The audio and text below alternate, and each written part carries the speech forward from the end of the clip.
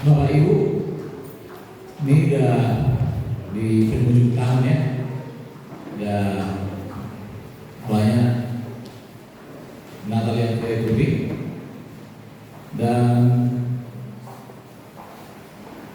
di tanggal 6 Desember bulan ini saya pertama ikut Natal di STM kami Cidaran, dan yang kedua tanggal 16. Jadi 2 kali Mas Bapak Ibu, 3 kali yang Natal PTN di Binjaya, nah 3 kali. Nah,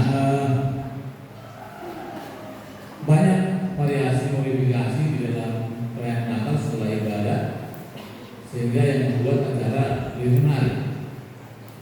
Ada satu yang menarik yang saya ikuti, yaitu ketika ketua kami diuji, ya, apakah anggotanya, apakah ketua ini mengenal anggotanya. Jadi MC moderator ya seperti nggak dulu boleh lihat seperti Pak Kemal ya, seperti waktu itu STM lah. Lalu moderator bilang, nanti siapa yang ditunjuk ya, tahu dari bajunya atau apanya ditunjuk moderator lah, katakan salur. Lalu ketua mengidentifikasi nama siapa ya. Nah, lalu dimulai baru dari yang awal sampai akhir tidak ada yang dikenal suaranya. Tetapi, nah moderator mencari strategi lagi.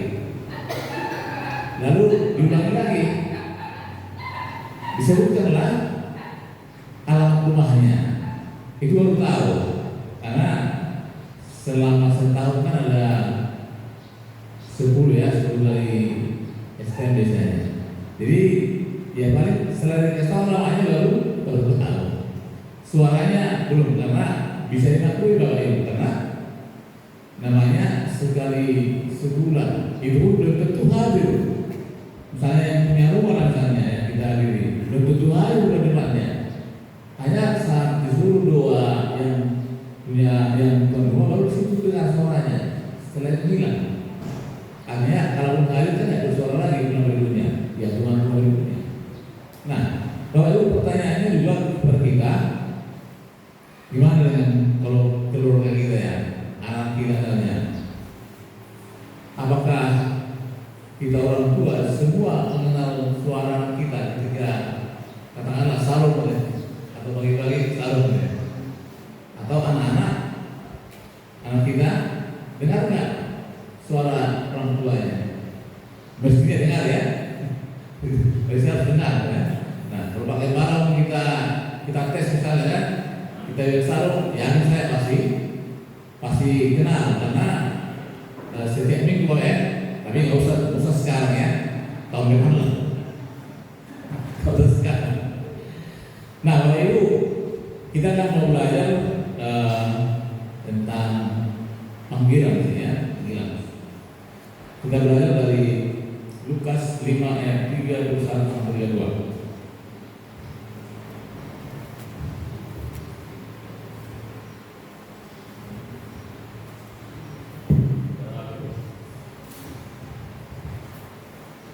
Lukas 5 ayat 31 sampai dengan 32. Saya akan baca dulu ya.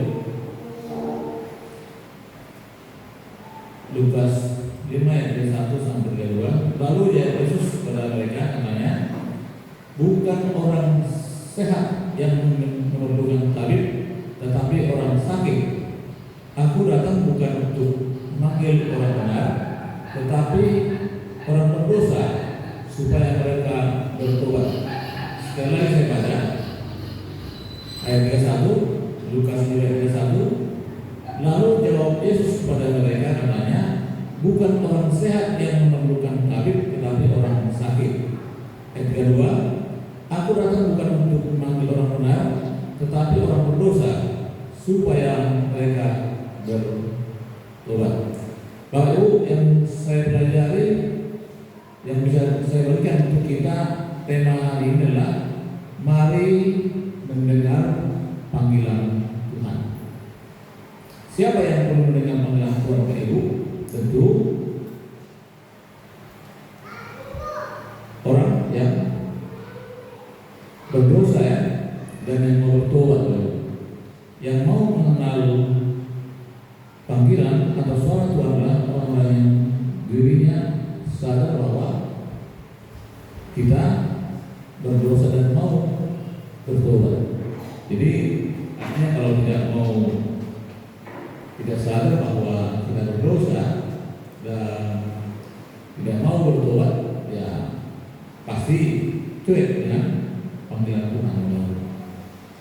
Nah, agar mendengar panggilan Tuhan ada dua yang saya pelajari dari ayat Lukas 5 ini. Yang pertama, kita harus menyadari bahwa kita orang berdosa. Yang kedua, harus merubah jalan pikiran. Yang pertama, kita harus menyadari bahwa kita orang berdosa.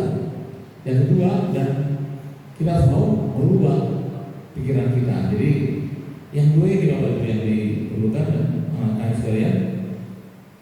Kalau orang berdosa yang sadar bahwa dirinya berdosa, pastilah mencari kebenaran agar dirinya dibenarkan.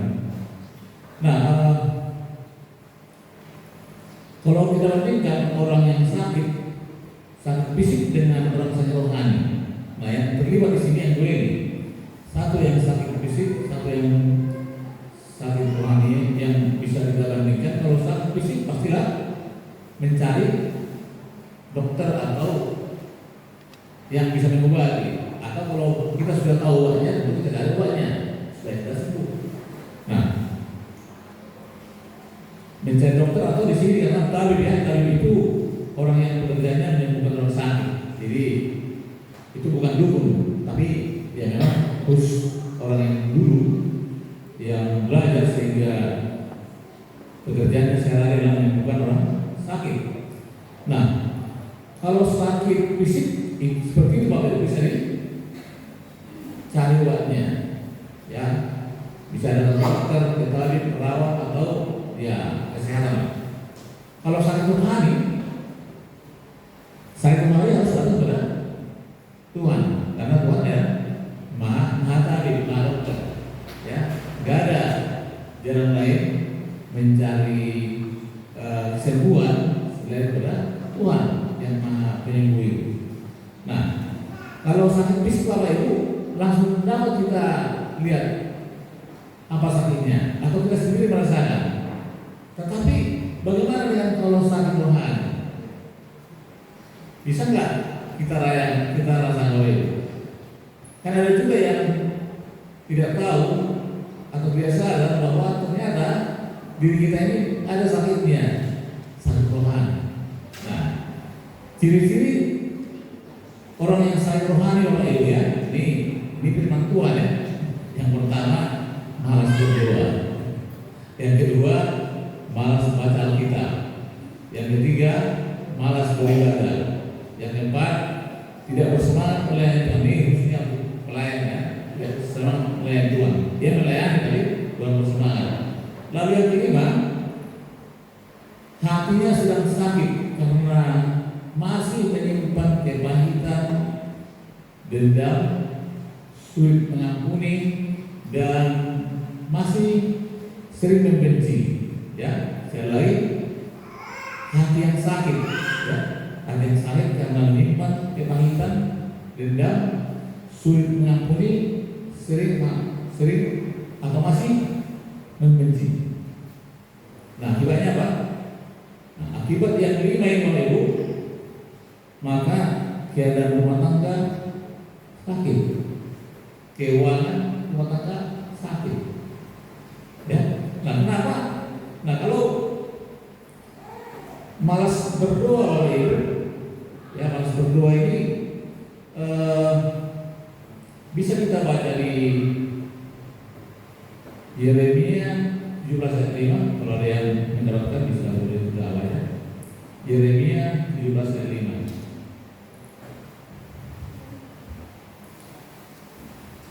Yeremia 17 ayat 5 ada yang bisa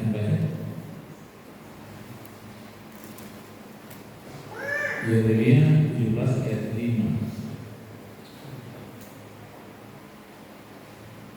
Adakah? Amin. Amin. Kenapa? Beginilah firman Tuhan, terkutuklah orang yang mengandalkan manusia, yang mengandalkan kekuatannya sendiri, dan yang hatinya menjauh daripada Tuhan. Amin. Beginilah firman Tuhan, terkutuklah orang yang mengandalkan manusia, yang mengandalkan kekuatannya sendiri, dan yang hatinya menjauh daripada Tuhan. Jadi Bapak Ibu, hubungannya pada apa yang saya sampaikan di awal, kalau hubungan kita dengan kita bisa buktikan hubungan antara STM kita dengan keluarga kita pasti berbeda. Kalau keluarga kita pasti dekat, setiap saat bisa komunikasi. Lalu suaranya tidak terdengar. Tapi kalau dengan STM atau yang lain itu pasti lebih jauh, sekali sebulan ya, sekali bahkan ada yang sekali setahun. Nah, Bapak Ibu, begitulah caranya, begitulah supaya kita bisa mendengar suara Tuhan. Harus mengubah hati dan pikiran. Yang tadinya malas berdoa harus diubah. Kalau kata-kata nggak sempat berdoa, tak mungkin, karena terkadang lebih banyak juga waktu kita baca medsos ya. Banyak medsos yang belum tentu kebenarannya teruji. Kalau kita kan pasti. Nah, baca Alkitab, wah ini kalau misalnya alasan kita nggak ada Alkitab, lebih HP ada Alkitab, ya. Semua pasti punya aplikasi HP, ya. Kecuali kalau nggak ada HP ya, kalau nggak ada HP nggak ada aplikasi HP. Malas beribadah ini kalau cara-cara memang supaya kita mendengar suara Tuhan, ya. Malas beribadah, ibadahnya banyak sekali ibadah ini. Minimal ibadah minggu, setiap minggu. Karena di luar itu masih banyak ibadah yang kita mestinya kita ikuti. Walaupun mungkin ya oke lah dia semua bisa kita ikuti kalau itu. Kita maklum. Komsel, ya komsel sekarang kita sudah efisienkan. Yang rumahnya berdekatan, syukurlah kita sudah semakin banyak hari di komsel ya. Nah, mudah-mudahan teman-teman semakin bersemangat lagi. Ada lagi komsel keluarga, ada lagi ibadah keluarga. Keluarga mungkin satu keluarga, satu opung kan. Ya ada berapa? STM komplek pasal tahunnya, marga istri, suami. Ada lagi alumni satu sekolah, alumni SD, SMP, SMA. Kemudian ada lagi komunitas. Ada komunitas olahraga pagi di Liga Jaman itu ada olahraga pagi. Nah mereka sering kasih sembako kepada orang-orang yang ya tukang sapu itu. Jadi, nah itu semua Bapak Ibu adalah cara atau jalan kita supaya kita mendengar suara Tuhan. Mungkin tidak semua bisa kita, tapi yang minimal Bapak Ibu kita bisa ibadah minggu, komsel, dan juga STM. STM kan teman kita Bapak Ibu. Karena kalau ada sesuatu kejadian di keluarga kita, STM kita duluan Bapak Ibu. Tetangga kita duluan yang menolong kita. Barulah meningkat. Keluarga kita yang terdekat belum tentu, misalnya ada kita. Bisa aja jauh ya, Pak Yaris, keluarga PMT tidak mungkin, pasti sekitar ini dulu, baru ya ini dulu ya, jadi baru gereja, ya kita dan nah itu kalau pentingnya kita bagaimana supaya kita semakin mendengar suara Tuhan. Nah, yang kedua, kalau kita wajib belajar sudah melakukannya ya, yang tadinya malas berdoa sudah mulai berdoa. Ada Bapak Ibu keluarga juga ya. Suami dan istrinya jalan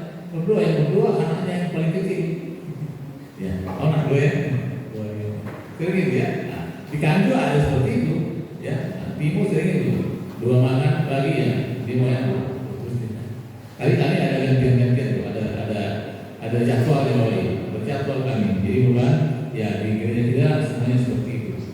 Nah kemudian setelah itu Bapak Ibu sudah kita mulai berdoa, mulai baca Alkitab, ya satu ayat, ya.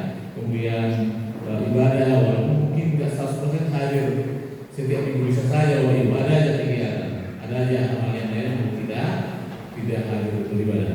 Nah baca Alkitab yang minimal yang di HP lah, yang ada di bawah ya, setiap hari muncul dia, gitu ya. Ini Bapak Ibu, Alkitab ini ada komunitas saya baca Alkitab. Satu alumni saya ini udah ketiga ini, ya, yang ketiga ini kami baca Alkitab ini selesai. Setahun ini selesai 3 pasal satu hari. Jadi ini tahun pertama selesai, jadi ini tahun ketiga. Ya, kalau ditanya saya isinya, saya belum tahu, belum ngerti, tapi sudah saya baca. Nah, itu dulu Bapak Ibu. Jangan langsung tanya. Kalau dibaca, saya nggak ngerti. Nggak apa-apa, baca aja lah. Nanti biarlah terus yang mengajar kita. Pasti ada itu nanti. Nah, isinya atau bagian yang kita ingat. Ya. Nah, kemudian Bapak Ibu, setelah itu, maka kita harus mau merubah pikiran kita, merubah cara pandang kita Bapak Ibu. Agar mampu merubah pikiran harus ada pertobatan Bapak Ibu ya. Nah, kita orang berusaha harus sadar bahwa kita membutuhkan juru selamat, sudah pasti. Nah, kalau kita sudah sadar akan kebutuhan juru selamat, ya setiap tahun kita rayakan, ya setiap tahun kita rayakan. Nah, berarti kita tadi sudah rajin lah, mulailah rajin, ya rajin berdoa, baca Alkitab, baru mulai rajin lah. Memang Bapak Ibu semua itu pasti ada yang bertanya, kan semua itu butuh dana. Betul Bapak Ibu, betul nih. Yakinlah bahwa kekuatan di luar kita ini ada terus. Sedangkan berdoa saja pun, ketika kita berdoa, kita mungkin tidak pintar menyampaikan, ada kok yang menolong kita untuk menyampaikan itu kepada saudara Roh Kudus. Dia kira ada bahwa apa yang kita inginkan atau apa yang kita sampaikan ketika tidak sempurna, Roh Kudus akan menyempurnakannya. Jadi bukan harus kita harus pintar mengatur bahasa dengan yang lainnya baru berdoa. Tetapi kalau misalnya kita bisa bagus menyusunnya sendiri rumah, itu juga baik. Tetapi bukan mutlak seperti itu. Ada Roh Kudus yang menolong kita untuk menyampaikan apa yang akan kita sampaikan kepada Tuhan, apa isi hati kita. Sedangkan tidak kita kasih tahu, disampaikan kepada Tuhan. Jadi, nah nggak perlu harus panjang-panjang. Kadang-kadang juga Tuhan juga tidak suka kalau bertele-tele yang simpel aja. Nah, seperti 2 makan itu simpel kalau itu. Tapi semua ini 2 makan itu simpel. Nah, sehingga Bapak Ibu, nah ini kalau ini setahun ini refleksi dari setahun ini, setelah setahun ini maka yang terjadi adalah yang dulu ya mungkin sadar atau tidak sadar kita sering menghina Tuhan Bapak Ibu, ya sehingga ketika kita semakin sadar maka yang dulu kita mau menghina Tuhan karena mungkin hal yang kita alami tidak sesuai dengan pikiran kita, akhirnya kita berbalik memuji Tuhan. Mulai kita memuji Tuhan yang tadinya sudah memuja apapun, tidak memberikan sinyal yang positif terhadap apa yang Tuhan sediakan di dalam jiwa kita. Kita harus sungguh-sungguh. Tetapi setelah itu mulai kita lakukan Bapak Ibu, maka mulai kita memuji Tuhan. Yang dulu kita suka ambil keuntungan dari gereja, ya Bapak Ibu lah, saya juga apa keuntungan gereja. Ya. Tetapi setelah kita merubah pikiran, sekarang kita menanamkan keuntungan bagi gereja. Ketua gereja apa? Bukan harus materi Bapak Ibu. Ya, sumbangan pemikiran juga keuntungan buat gereja, keuntungan buat kita. Tenaga kita juga hanya menyapu, hanya menyusun bangku, itu sudah keuntungan buat gereja. Kalau kita mau bersama-sama merencanakan sesuatu Bapak Ibu, itu udah keuntungan buat gereja. Contohnya kemarin kita buat sering kaum bapak, kaum ibu dan juga kita memberikan sumbang saran. Itu udah tentukan buat kita semua gereja ya kita orang ya. Nah kemudian naik dulu sebelumnya Temara, sekarang udah ramah ya di Temara ya. Dulu Pak Temara masih berbeda dulu ya, masih yang berbeda sekarang udah ya sadar ya dulu ya. Nah, sekarang udah oke ya. udah perang ya. Ramahnya tetapnya dari dulu. Tadi marahnya juga dari dulu lagi ya. Biasa dulu ya. Ibu ketawa. Ibu anak kayaknya. Nah, sekarang saya melarang karena kan semua semakin ya Bu ya, hai Bu ya. Nah, saya begini kalau dulu sama Windy, kalau marah saya hampir saya sudah rumah. Iya, kali pernah saya suruh saya sudah rumah tadi. Ya nanti saya nanti kalau pergi kemana lagi? Kalau pernah sempat dia keluar kan, udah kembali lagi. Nah ini anak saya dulu dia menangis juga oleh udah itu saya pernah saya marahin.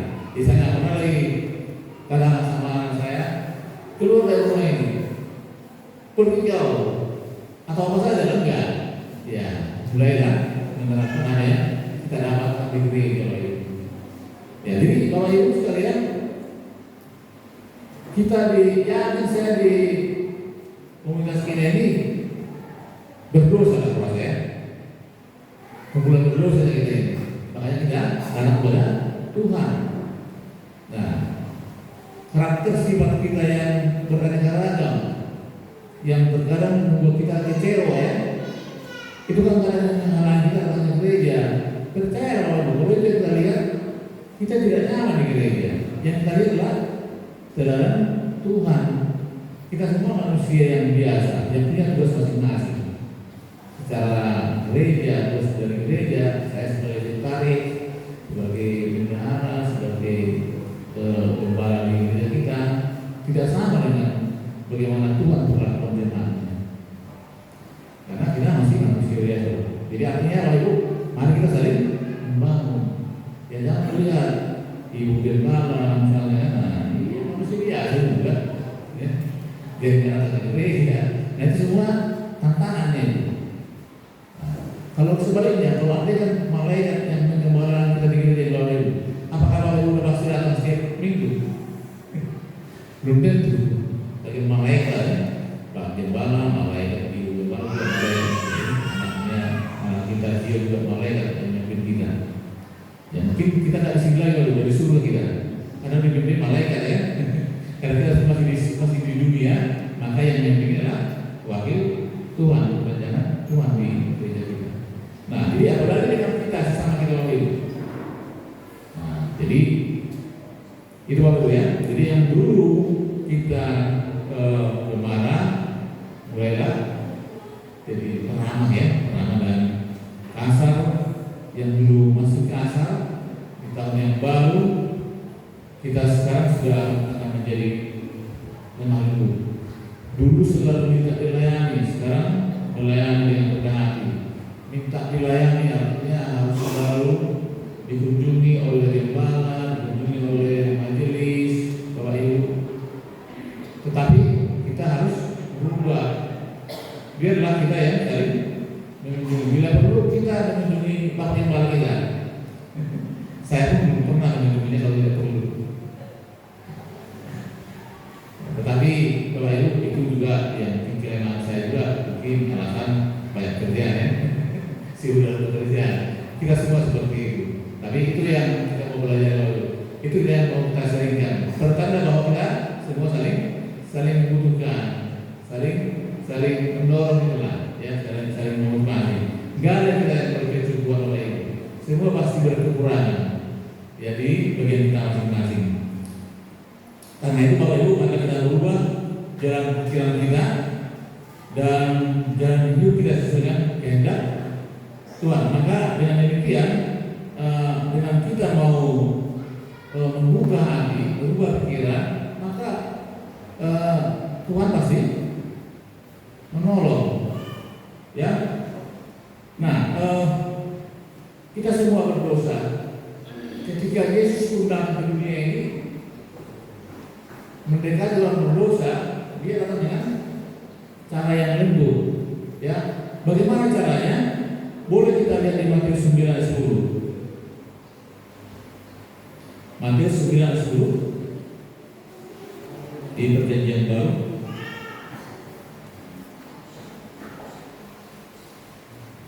Matius 9 ayat 10.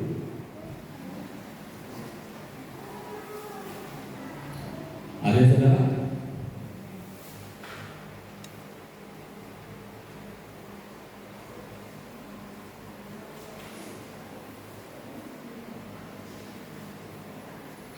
Matius 9:10 dari firman Tuhan. Kemudian ketika Yesus makan di rumah Matius, datanglah banyak pemujukai dan orang berdosa dan makan bersama-sama dengan dia dan murid-muridnya.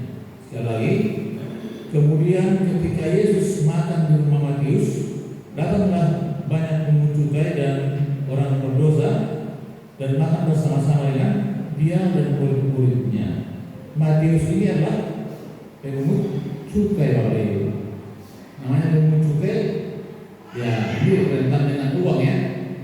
Pasti dicampur orang berdosa. Tetapi justru Tuhan datang kepada Matius dan makan bersama. Lalu apa kata orang? Ya, dikatakan datang banyak orang, ya. Jadi tentu pertanyaannya adalah, oh Yesus mau makan dengan orang-orang berdosa? Kenapa dengan orang-orang Farisi aja yang tahu hukum Taurat? Karena di awal dikatakan bahwa aku datang bukan untuk menagih orang benar, tetapi orang berdosa supaya mereka bertobat. Itulah kedatangan Tuhan kepada Matius. Nah, begitu juga dengan kita, Bapak Ibu. Ya. Tuhan datang, ya caranya makan bersama. Ternyata budaya makan bersama ini Bapak Ibu udah dari dulu.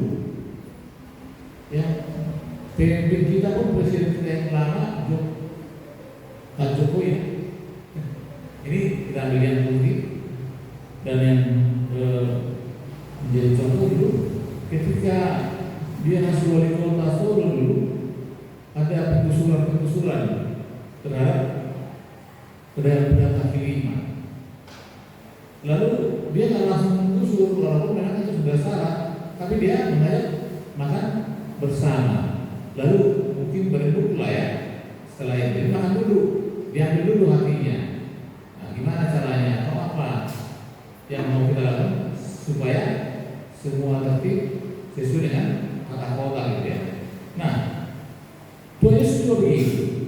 Dia datang ke tempat orang berdosa supaya orang sadar bahwa Tuhan datang untuk memang orang berdosa, bukan yang orang yang benar. Yang benar ya benar, yang berdosa supaya bertobat. Jadi makan bersama ini rupanya juga salah satu budaya atau cara itu. Makanya kalau itu kita pun kan, gereja kita kan sering juga buat makan bersama, ya. Berjamuan kasih, ya. Tanggal 25 kita berjamuan kasih, ya. Tanggal 25 Pak Ibu. Jadi kita makan bersama, kalau tidak kemana-mana, kalau pulang kampung, ya. Parahnya kan makan dulu, kita makan bersama. Tanggal 25. Jadi nggak dulu, kalau dulu bawa makanan nggak apa-apa. Kayaknya belum pernah lah kita kekurangan kalau makan bersama. Kalau banyak dulu bawa makanan, ya selalunya ada, ya. Ya kalau lauknya berapa, cukup kok. Malah sering kok lebih, ya.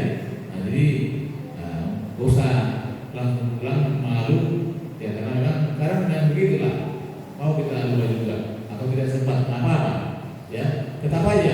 Karena itulah salah satu cara kita untuk membangun kebersamaan. Jadi tidak boleh dengan kebersamaan itu Bapak Ibu, ya. Kan dulu kita sering juga melakukan berkreasi, ya, berkreasi. Cuman kadang-kadang kami majelis ini kadang-kadang lemah juga Bapak Ibu. Nah, kadang-kadang nggak mendengar suara-suara yang apa itu, kami kadang-kadang mundur juga gitu.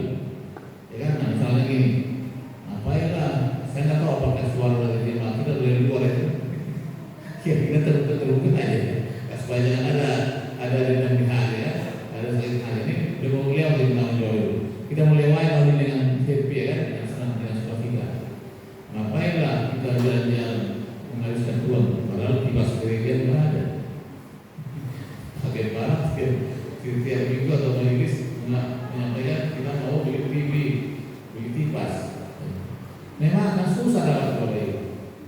Ya, langsung kenapa? Karena pertama kita bangun kebersamaan dulu, ya. Nah jadi ini bisa kita ada dari Mazmur 133 ayat 103. Mazmur 133 ayat 103.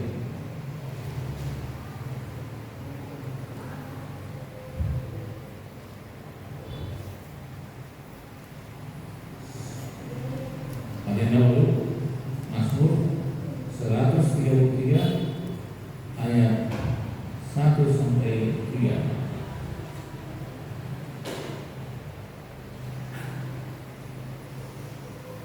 Sudah ketemu Bapak Ibu? Amin. Sudah.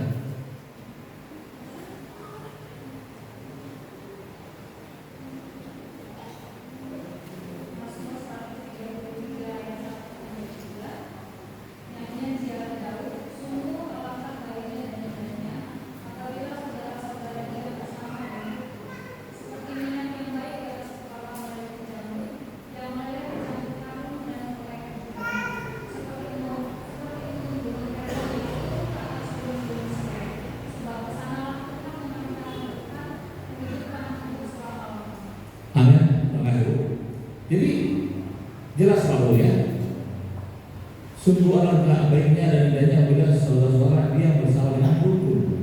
Jadi kebersamaan dulu Bapak Ibu.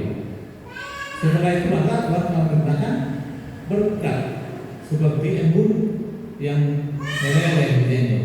Artinya berkat itu sampai meleleh Bapak Ibu.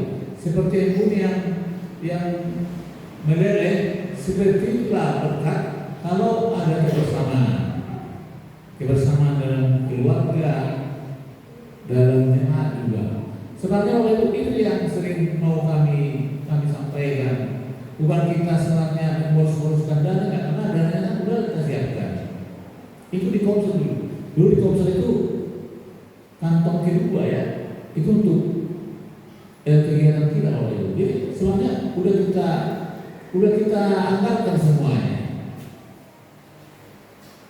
Ya, lalu untuk Natal kita pun udah kita atur Bapak Ibu, celengan kita buat sekian. Udah bisa kita berisi berapa biaya kita setiap tahun. Setiap tahun Bapak Ibu paling 8 sampai 9 juta. Kita ada 20 kan, contohnya. Ini konsepnya kebersamaan Bapak Ibu ya. Ini kebersamaan. Kita buat celengan 20 celengan lah. Ini ada kakak, ada orang, ada muda juga. 20 kali 20 ribu ya, 20 kali 200 ribu, berapa juta? 200 ribu dari mana?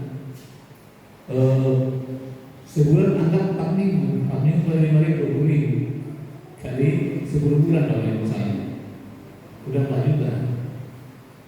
Dari badan 1,5 2 juta, 6 juta. Dari gereja 1 juta, 7 juta. Tinggal 1 juta lagi loh. Tidak susah, karena perlu jauh-jauh hari kita rencanakan sedikit demi sedikit. Karena banyak Natal yang kita ikuti, seperti yang disampaikan dari Bapak Ibu. Ada SPM kita, ada SPM kita banyak, kompleks, harga semuanya banyak.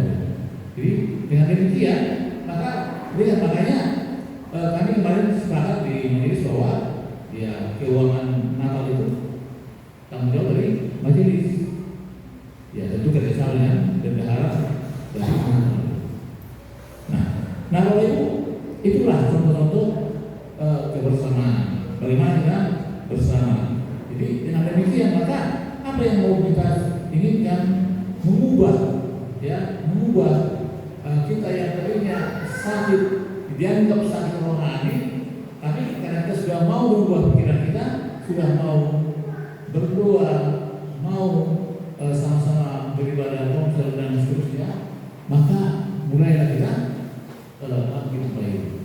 Yakinlah, pasti bangkit. Dari apa? Dari keterpurukan ekonomi, baik ekonomi rumah tangga maupun keluarga. Nah itu Bapak Ibu, kayaknya bukan kita belajar itu khutbah kemakmuran, enggak. Karena ketika kita seperti kata Yeremia 9:5, ketika kita mengandalkan diri kita menjadi terkutuk. Tetapi kalau ketika kita mengandalkan Tuhan, melakukan apa saja yang bisa kita lakukan semampu kita, yakinlah Tuhan pasti berkata. Pasti Tuhan juga jalan. Bukan jalan Bapak Ibu. Nah mungkin Bapak Ibu bisa kita, mungkin kita semua saling mengenal lebih dulu bagaimana kehidupan kita, keluarga semuanya, bagaimana orang Tuhan yang kita terima ketika kita konsisten dengan pelayanan kita. Kami dari tahun 2005 Bapak Ibu bergabung dengan PKN 2005. Kayaknya mungkin saya absennya dikit, kalau di total absen saya dikit, apalagi Bu ya. Tidak pernah absen Bu ya. Jadi kalau absen dulu, mungkin nomor 1 Bu ya. Mungkin saya nomor 3 atau nomor 4. Baru gembala gembala nggak pernah absen kecuali. Nah, jadi Bapak Ibu begitu, saya bukan karena sudah diberkati belum, enggak, justru karena syukur kita terhadap apa yang kita jalani, bukan hal yang lain, tapi kita melewatinya dengan baik bersama keluarga kita dengan ujian-ujian Bapak Ibu. Dengan serba kekurangan Bapak Ibu, tetapi kita bisa bersuka cita. Nah Bapak Ibu, itulah yang nanti mau kita wujudkan. Hari ini kita akan Natal tanggal 21 di KW Momo waktunya turun Bapak Ibu. Nah, kenapa kita di luar? Kenapa kita di luar Bapak Ibu? Supaya selama ini kan kita selalu mengundang dari luar kita melayani, sehingga selesai Natal kita pulang jam 12 karena bersihkan gereja dulu. Untuk tahun ini kita bangun kebersamaan lagi keluarga tentang keluarga nih, bagaimana bangun keluarga. Surga dalam keluarga, sebagai keluarga, walaupun mungkin tidak sempurna, tapi kita serahkan sama Tuhan biar Tuhan jadi kita semua itu nanti kita Natal jam 4 semua hadir jangan tidak hadir karena ini dari kita untuk kita semua. Tidak ada undang kita saja nanti di sana, jadi sehingga mudah-mudahan sukacita benar bisa kita rasakan